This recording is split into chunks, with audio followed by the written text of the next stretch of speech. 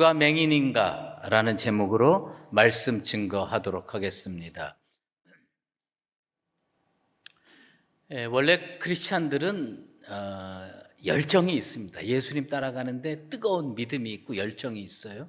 그런데 가끔 그 세상 사람들, 예수 믿지 않는 세상 사람들의 삶의 태도를 보면 우리의 열정보다 훨씬 뜨겁다, 이렇게 느낄 때가 종종 있습니다. 깜짝깜짝 놀랄 때가 있어요.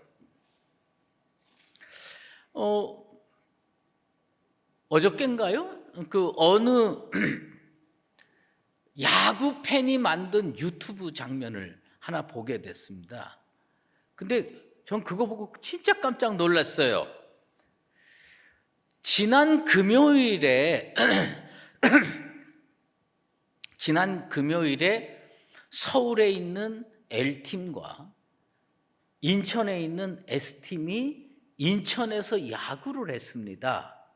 그런데 이게 9회까지 다 했는데도 승부가 나지 않아서 연장전을 가게 됐습니다. 그 연장전을 갔는데 서울 사람 하나가 직장 문제로 인천에 파견 근무를 나가서 사는 모양이에요. 근데 이 사람이 야구를 그렇게 좋아하는 모양이에요. 근데 이 서울에 있는 사람이 인천에 가서 그 야구 구경을 늘 하는데 서울의 L팀을 응원하겠어요? 인천의 S팀을 응원하겠어요? 야구를 모르시는구나. 그냥 서울의 L팀을 응원을 하는 거예요. 그런데 이분이 그날 야근을 하게 됐어요. 정상 퇴근, 6시에 퇴근을 못했는데 언제 퇴근했느냐? 10시 10분에 퇴근을 하게 됐어요. 야근이 늦어져가지고 10시 10분에 퇴근을 하게 됐습니다. 여러분이라면 10시 10분에 퇴근하면 야구장 구경 가겠어요? 집에 가겠어요? 집에 가지요. 제가 볼 땐 정상적으로 생각하는 사람은 10시에 퇴근하고는 집에 간다고 생각을 해요. 그런데 이분이 얼마나 야구를 좋아하는지 아마 그때까지 휴대폰으로 야구를 이렇게 보니까 연장전에 접어들어서 아직 안 끝난 거야. 10시 10분에 야근을 마치고 차 끌고 어디로 가느냐? 야구장으로 가는 거야. 야구장으로. 그래서 이분이 이 야구가 끝나기 전에 야구장을 가야 된다고 막 빨리 몰고 이렇게 해서 갔는데 그 연장전이 12회까지래요. 12회까지인데 12회 초에 투아웃인가까지 결말이 안 났는데 겨우 도착한 거예요. 막 이게 카메라 들고 막 뛰어 들어가는 겁니다. 이 사람이 이제 유튜브를 만들려니까 카메라로 찍지 않겠어요? 막 뛰어 들어갔는데 들어가자마자 자기가 응원하는 팀 선수가 딱 쳐서 홈런을 날린 거야.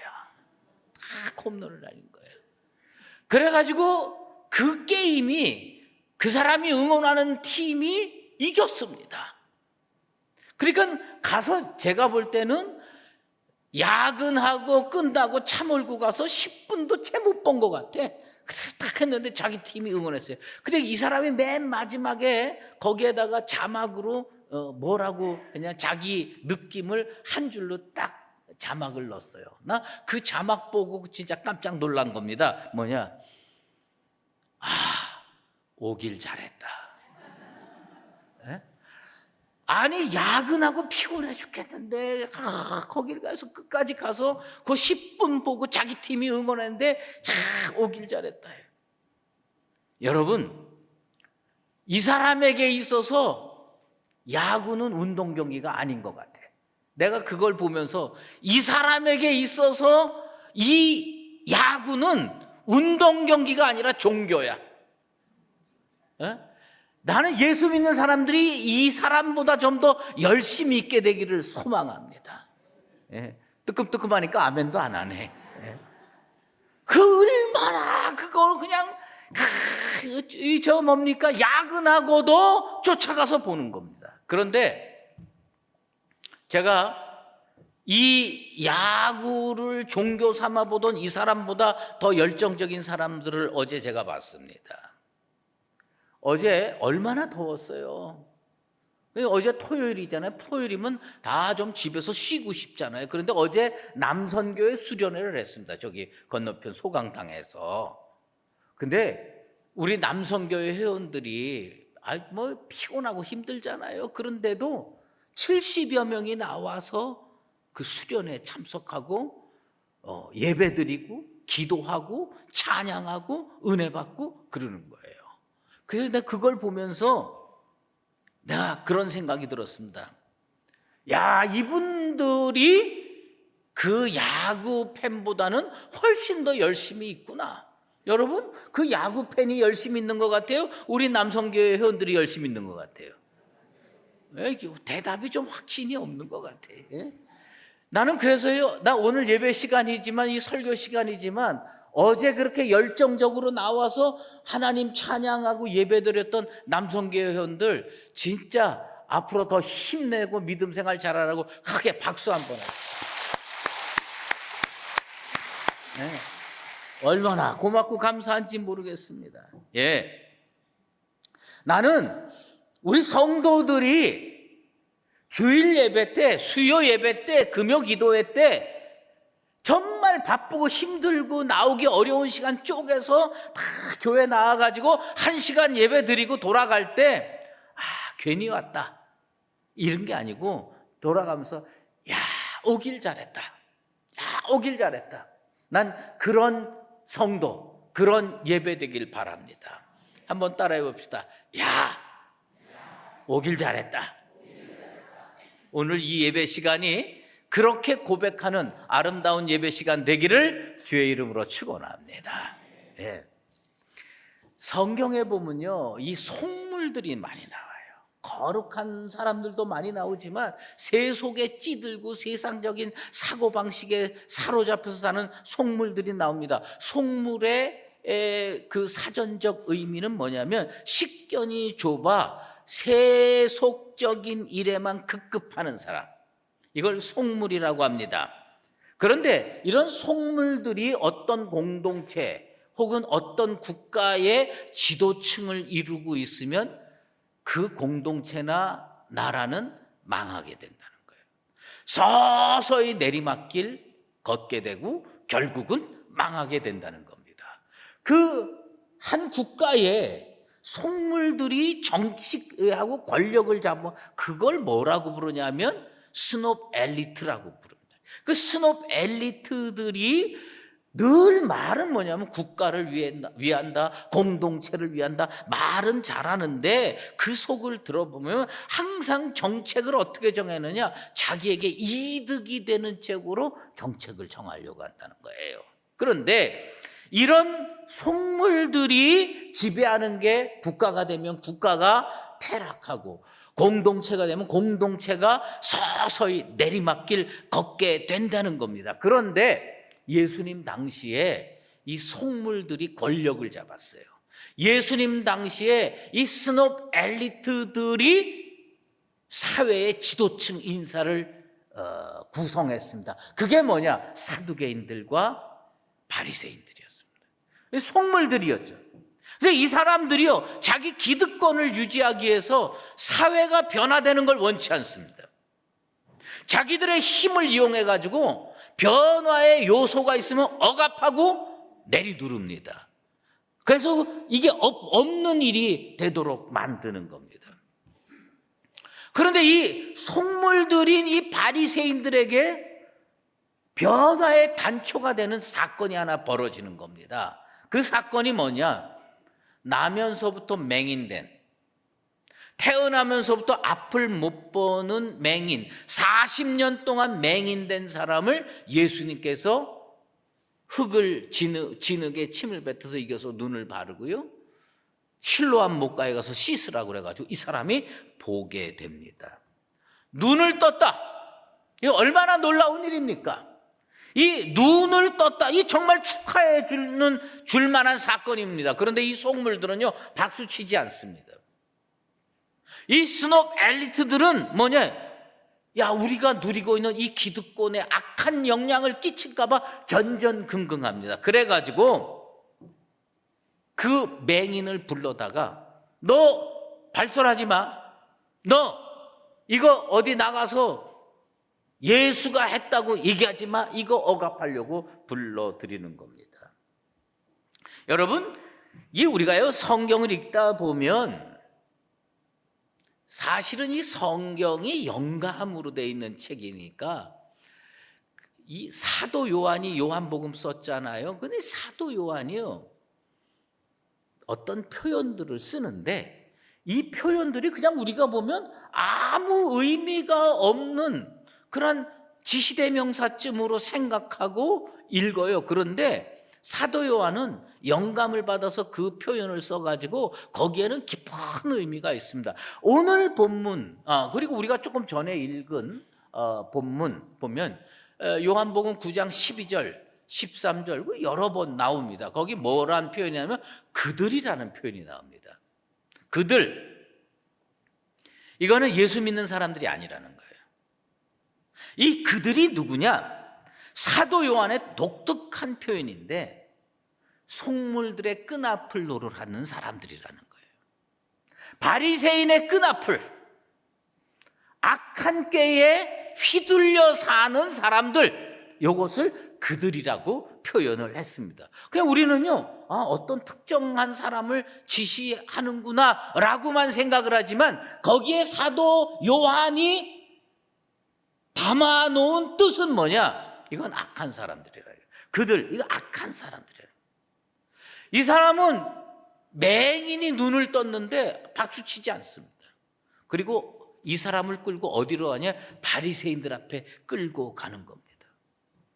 이 사람들 그때까지 뭐냐? 예수님 곁에 있었어요. 그들이 예수님 곁에 서서요 예수님 말씀 다 들었어요. 예수님 기적 베푸는 거 그 눈으로 다 목격했어요. 여러분, 대부분의 사람들 예수님한테 말씀 듣는 사람은 변화를 받습니다.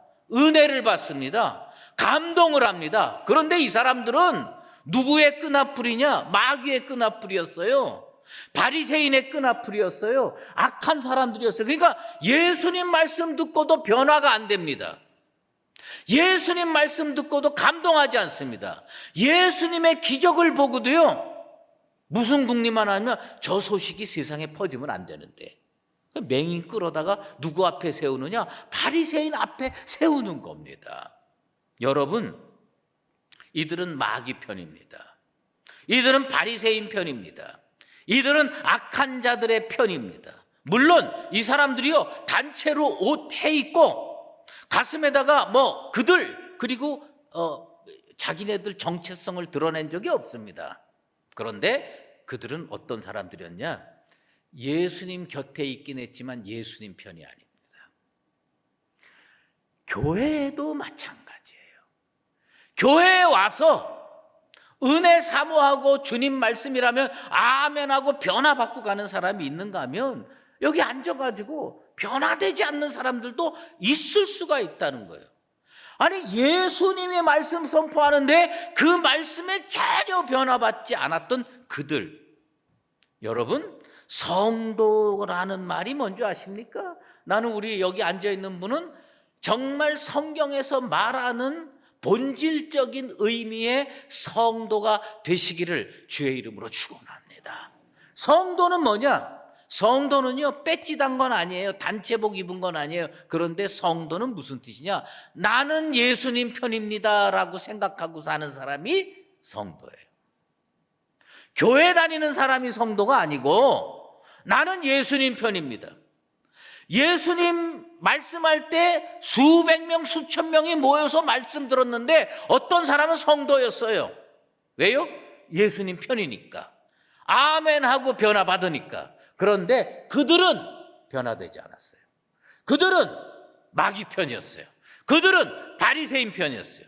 그래가지고 무슨 생각했냐? 예수님이 놀라운 기적을 베풀어서 나면서부터 맹인이었던 40년 동안 맹인이었던 사람, 이 사람을 끌고 아이고 축하해, 당신 앞으로 정말 빛된 삶을 살아, 그렇게 하지 않았어요.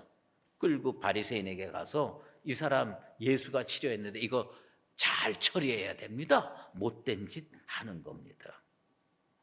교회 안에서 마귀 편 하시겠어요? 아니면 교회 안에서 예수님 편 하시겠어요? 난 우리가 이곳에 와서 말씀 듣고 예배 드리는데 여러분들 한 분 한 분 예외 없이 예수님 편이 되시고 주님 말씀으로 변화받고 구원으로 나아가는 복된 성도들 되시기를 예수 그리스도의 이름으로 축원합니다.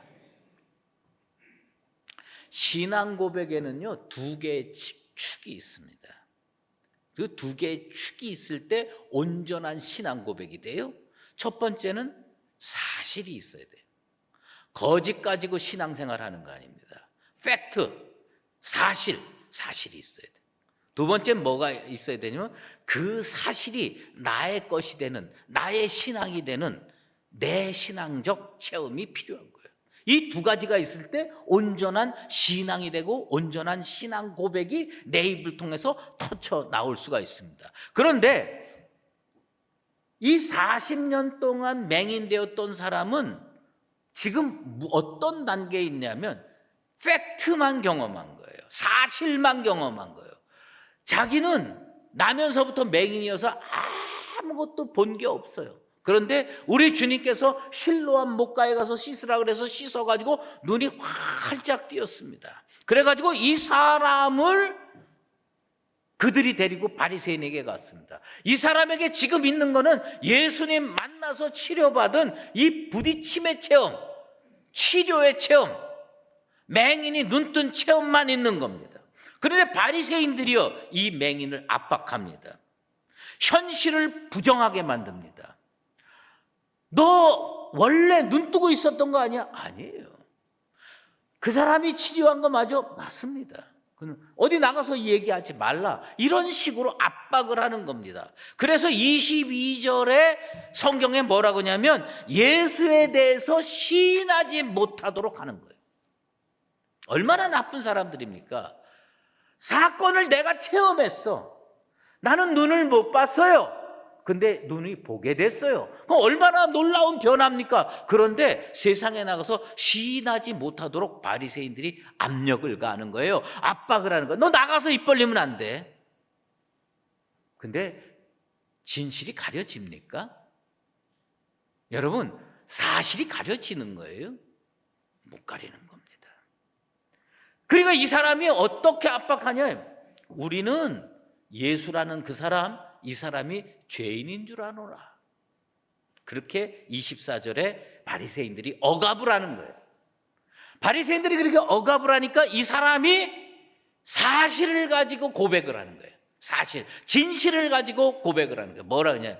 그가 죄인인지 내가 알지 못하나 한 가지 아는 것은 내가 맹인으로 있다가 지금 보는 그것입니다. 이 사람은요, 사실에 입각해서 고백을 하는 거예요. 뭐예요? 예수라는 사람이 당신들이 죄인이라고 그러는데 나는 그 사람이 죄인인지 아닌지 난 모른다. 근데 내가 한 가지 분명하게 아는 거 있다. 난 맹인이었다가 지금은 보게 됐다는 겁니다. 요게 사실에 입각한 고백이에요. 많은 분들이 요게 신앙인 줄 알아. 그런데 요거 50점짜리도 안 돼. 이게 어디로 가야 되냐면 나의 고백이 돼야 돼.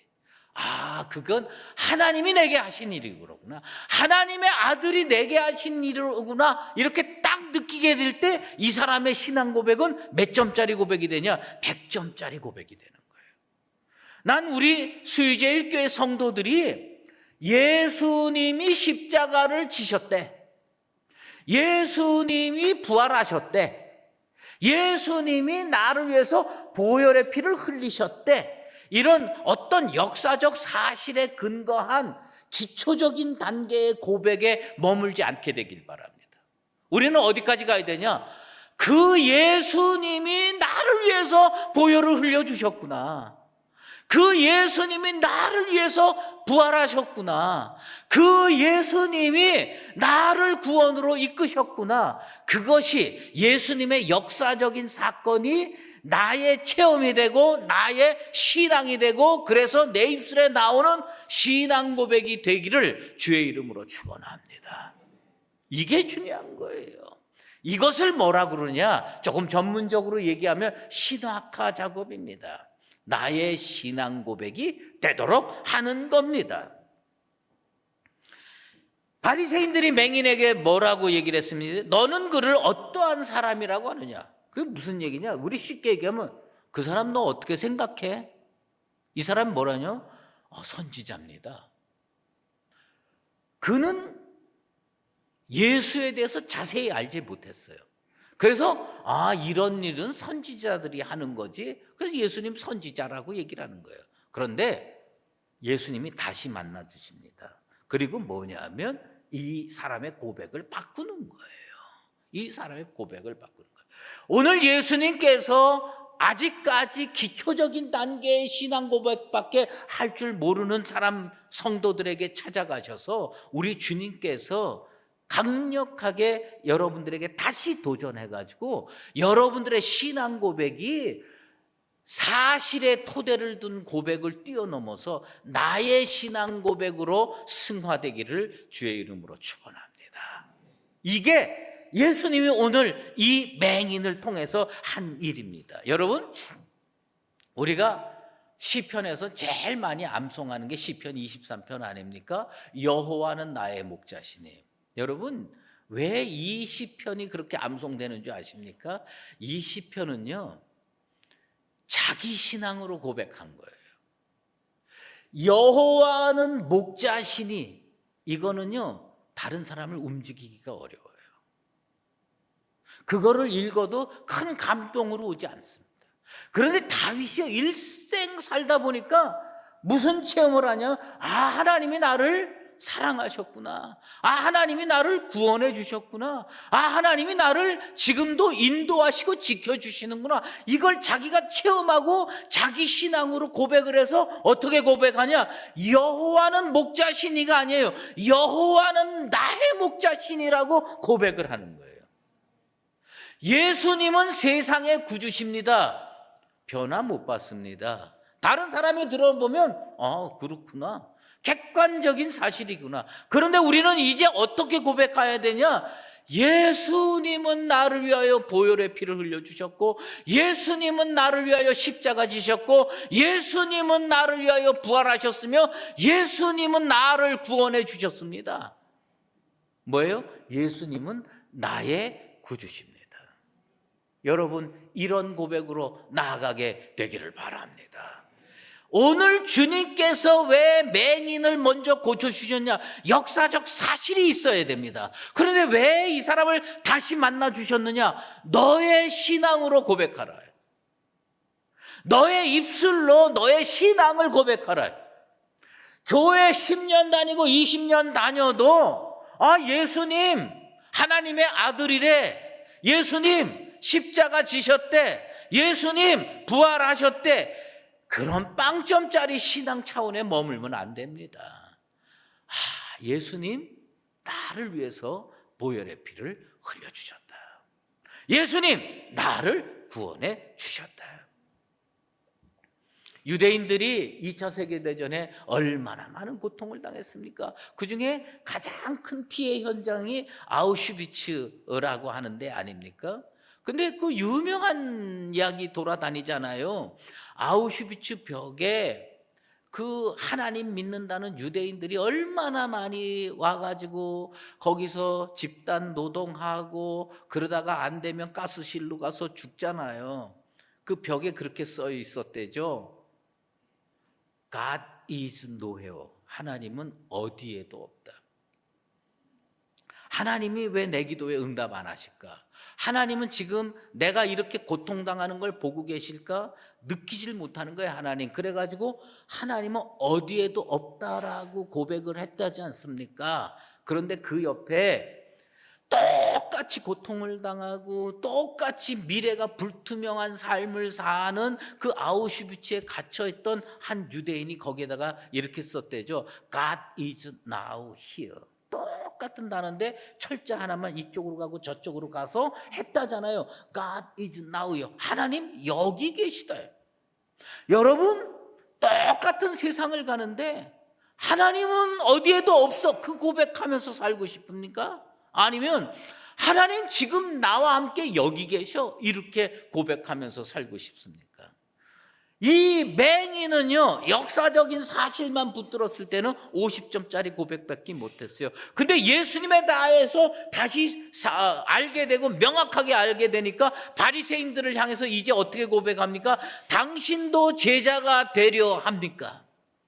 당신도 그 사람의, 그분의 제자가 되려 합니까? 세상을 향해서요, 선포하는 게 달라지는 겁니다. 내가 믿고 내가 체험한 이 예수 당신도 믿으시겠습니까? 여러분, 우리는 어떤 사람으로 존재해야 됩니까? 예수 평생 믿는다고 하면서 조금 어려움은 하나님은 어디도 안 계셔. 그런 고백을 하면서 살겠습니까? 아니면 아무리 어렵고 힘들어도 하나님은 지금 여기에 나와 함께 계셔. 이렇게 고백하면서 살겠습니까? 사실 반드시 필요합니다. 그런데 그 사실이 나의 신앙 체험이 되어야 됩니다. 오늘 이 자리가 예수 그리스도가 나를 만나주시고 예수 그리스도가 나를 치료해 주시고 예수 그리스도가 나를 구원해 준 것을 사실로만 여기는 게 아니라 자기 신앙으로 체험해서 입술의 고백이 달라져야 할 줄로 믿습니다. 사랑하는 성도 여러분, 그 맹인이 누굽니까? 바리새인들은요, 자기네는 맹인이 아닌 줄 알았어요. 자기네는 빗된 존재로 사는 줄 알았어요. 그런데 예수님 뭐라고 얘기했습니까? 예수님 만나고 치료받은 맹인은 빗된 존재로 살았습니다. 그런데 예수님 만나지 못한, 예수님을 통해서 깨우치지 못한 사람은 눈뜬 맹인으로 살았습니다.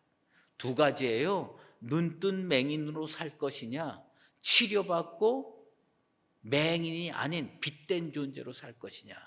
우리 성도들, 오늘 이 시간 예수님 다시 만나시고 그 예수님이 나를 붙들어 주시는구나, 나를 치료해 주셨구나, 나를 구원해 주셨구나 느끼고 여러분의 입술로 주님은 나의 구주입니다 라고 고백해서 이 험한 세상에서 눈뜬 맹인이 아니라 치료받은 맹인, 그래서 빗된 존재로 살아가는 나와 여러분 되시기를 예수 그리스도의 이름으로 축원합니다.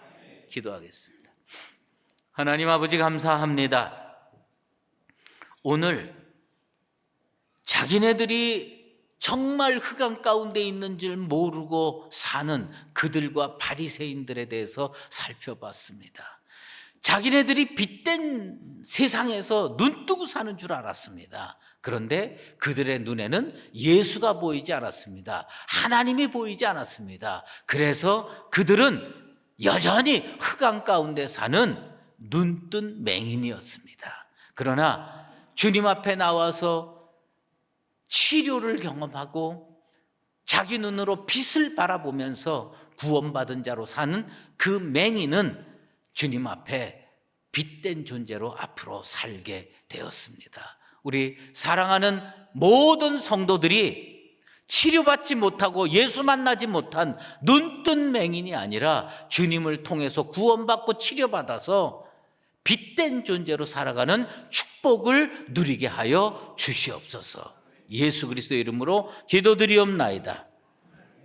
이제는 우리 주 예수 그리스도의 은혜와 하나님 아버지의 극진하신 사랑하심과 성령의 인도하시고 교통하심이 눈뜬 맹인으로 사는 것이 아니라 주님을 만나고 나의 신앙으로 승화시켜 나의 구세주라고 고백하면서 빗된 존재로 살기를 작정하는 사랑하는 수의제일교회 모든 믿음의 권속들과 우리 교회 위에 그리고 우리의 선교지 돈돈 수의제일교회 위에 이제로 영원히 함께 계시옵기를 간절히 축원하옵나이다. 아멘.